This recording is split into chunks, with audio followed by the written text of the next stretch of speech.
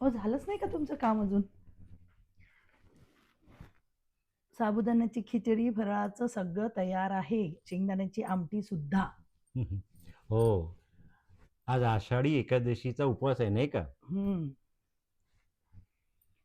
उपवास आणि साबुदाण्याची खिचडी हे समीकरण ठरलेलं आहे. नाही, पण मला काय वाटतं की आषाढी एकादशी आणि पंढरपूरची वारी हे समीकरण जास्त ठरलेलं आहे.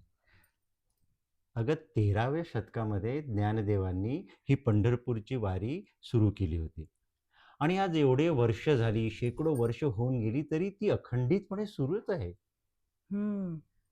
पण गेल्या 6 वर्षापूर्वी कोरोनामुळे ती शक्यच झाली नाही. हम्म. त्यावेळी वारकरी किती कासावीस झाले होते, त्यांच्या जीवाची नुसती तगमग झाली होती. हम्म. आपल्या विठुरायाचं दर्शन होणार नाही म्हणून घालमेल झाली होती त्यांच्या जीवाची. ती खंत तुम्ही तुमच्या कवितेत मांडली होती. आठवतं? ती हम्म. कविता ऐकवता? हो, आज तशी आषाढी एकादशी आहे. या दिवशी ती कविता ऐकवणं जास्त संयुक्तिक ठरेल नाही. चालेल. त्यावेळी तर करोनामुळे ती वारी झालीच नव्हती. पण असेही आपल्यापैकी बरेच जण असतात की ज्यांना वाटतं की एखादी तरी वारी करावी पंढरपूरची, पण काही कारणांनी त्यांना करता येत नाही. ती एक खंत त्यांना असते. ती खंत मी या माझ्या कवितेमधून मांडलेली आहे. तर कवितेचं नाव आहे का रे चुकविली वारी. तुटे जीव तिळ तिळ आस तुझी उरी. तुटे जीव तिळ तिळ आस तुझी उरी. व्यर्थ जड देह भार मन धावे पंढरी. काय साधले विठुराया का रे चुकविली वारी. वाट पाहतो आषाढीची पावसा परीस तुझ्या दर्शनासाठी. वाट पाहतो आषाढीची पावसा परीस तुझ्या दर्शनासाठी. मेघ दाटता आभाळी जीव कासावीस तुझ्या भेटीसाठी. पायवारी करता जगण्या ये उभारी. पायवारी करता जगण्या ये उभारी. काय साधले विठुराया का रे चुकविली वारी. वारी एकच विसावा. वारी एकच विसावा गांजल्या पिचल्या जीवनी. रिंगणी कीर्तनी रंगता क्षीण जाय निघोनी. सुख तेची जीवा अन्यथा बुडालो संसारी. सुख तेची जीवा अन्यथा बुडालो संसारी. काय साधले विठुराया का रे चुकविली वारी. का रे चुकविली वारी. काय इपरित घडले. काय इपरित घडले का रे रुसलासी. थारा नाही जीवासी चित्त लागना कुठ. चित्त लागना कुठ थारा नाही जीवासी. नको दूर लोटू नको रागावू लेकरावरी. नको दूर लोटू नको रागावू लेकरावरी. काय साधले विठुराया का रे चुकविली वारी. का रे चुकविली वारी. खूप छान. पण वारकऱ्यांना जसं ती वारी चुकली, त्यांची खंत वाटली. हम्म.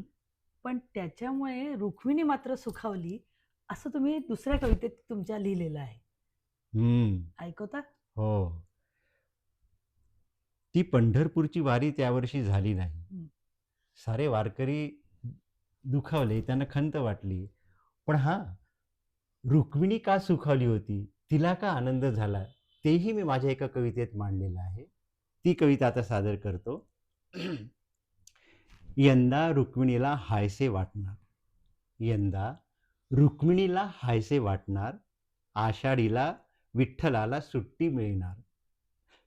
नाहीतर दरवर्षी आभाळात ढग जमावे तसे आषाढीला वारकरी जमतात. नाहीतर दरवर्षी आभाळात जसे ढग जमावे तसे आषाढीला वारकरी जमतात. चंद्रभागेच्या वाळवंटात राहुट्या पडतात. भक्तांच्या लांबच लांब रांगा लागतात. नामदेवाच्या पायरीशी ताटकळतात. विठ्ठलाला रात्रंदिवस वेठीला धरल्यागत. विठ्ठलाला रात्रंदिवस वेठीला धरल्यागत जागत राहावं लागतं. कमरेवर हात तसेच ठेवून भक्ताला सुहास्य वदने सामोरं जावं लागतं. दूर उभी असली तरी रुक्मिणीचं लक्ष मात्र विठ्ठलावरच खेळलेलं. हम्म. कारण पंढरपूरच्या मंदिरामध्ये रुक्मिणी आणि आणि विठ्ठल वेगवेगळे आहेत. रुक्मिणी अशी समोर आहे काही अंतरावर, म्हणून म्हणते ती की दूर उभी असली तरी रुक्मिणीचं लक्ष मात्र विठ्ठलावरच खेळलेलं. कधी त्याला उसंत मिळते माझ्याकडे बघण्यासाठी, म्हणून मन वैतागलेलं. कितीदा विठ्ठलाला परोपरीनं सांगितलं, कितीदा विठ्ठलाला परोपरीनं सांगितलं, आषाढी कार्तिकीला पंढरी सोडून जाऊ म्हणून पदोपदी विनवलं. विठ्ठलाला मात्र उसंत नसते. विठ्ठलाला मात्र उसंत नसते. भक्तापायी तहानभूक हरवते. कटीवर ठेवून हातही दुखत नाही. कटीवर ठेवून हातही दुखत नाही, की युगे युगे उभं राहून पायाखालची वीटही फुटत नाही. पण यंदा मात्र निवांतपणा लाभणार करोनामुळे. हम्म. पण यंदा मात्र निवांतपणा लाभणार. रुक्मिणी वैतागली नाही म्हणून विठ्ठल आनंदणार. रुक्मिणी वैतागली नाही म्हणून विठ्ठल आनंदणार. आणि विठ्ठलाला विश्रांती मिळाली म्हणून रुक्मिणी संतोषणार. म्हणून रुक्मिणी संतोषणार. वा वा, मस्त. मला तर आवडली कविता. तुम्हाला आवडली का? तुम्हाला जर आवडली असेल तर या चॅनलला लाईक सबस्क्राईब करा. मी गजानन चोपडे. धन्यवाद.